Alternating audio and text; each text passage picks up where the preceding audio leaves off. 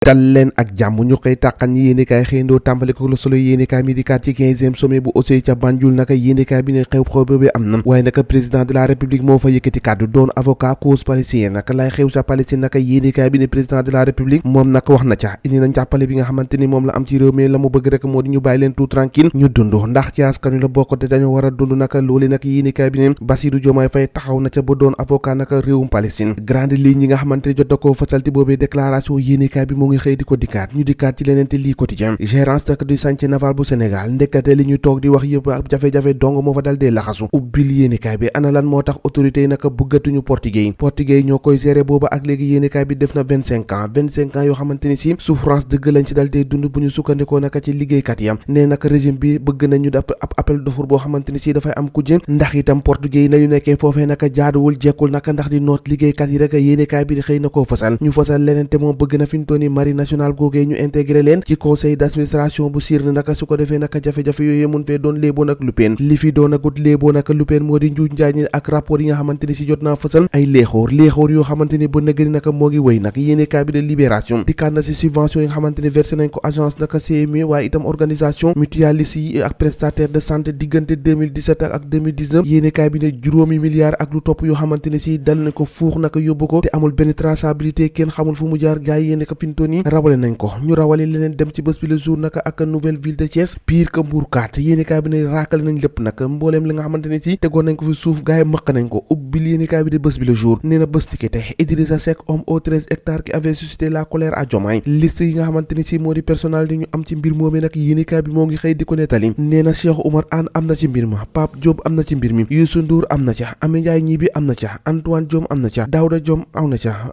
Khalidou Wagué am na ca yéenekaay ne kilifa yooyu yëpp nag na mëq nañ suufu Thiès ki naka ba mu jeex tàkk œuvre direction générale na bu urbanisme ak direction des domaines nag yéenekaay bi ne Mbourkat extension parcelle délégué de quartier communicateur traditionnel taskatu xibaar société civile ak ay nitu diine ñoom ñëpp naka mëq nañ suuf soosé Macky Sall yéenekaay bi ne booy xool moo rawoon nag ab distributeur automatique boo xamante ni ci dafay dagg rek di joxe yéenekaay bi ne ab fonctionnaire moom naka ñu dal di koy arrêté gannaaw ab procédure judiciaire boo xamante ni ci teg nañ ko ci Sénégal mëqum suuf rek la ñu bëgg li ñu bëgg saafara naka te boo moytu dina fi doonu ko jàngaro mooy yéenekaay bi di Tribune moo ngi koy xëy fësal moo di lekk naan faju waaye itam dëkkuwaay yéenekaay bi ay problème yoo xamante ni si booba ak léegi ñoo ngi xaar ay saafara dëgganta waaye mbir mi mel na ni naka dafa tagga témbi yéenekaay bi xëy na see fësal de ndax booy xool naka daanaka am na si bor bi yoo xamante ni si añ ndekki ak reer motale guñu ko boobee jamono l'observateur di kat ci politique publique yi ak yoon wi nga xamante ni lëndëm crise naka di projet yéenekaay bi mel ni naka gaay dañoo jaaxle nataalu Ousmane Sonko ak Diomaye naka ñu mel ni naka ñu sengeem yéenekaay bi ne fi mu toll nii moo ngi wax analyse ak économiste yi nga xamante ni si wax nañu ci projet bi ak cours d'élaboration programme du Sénégal avec FMI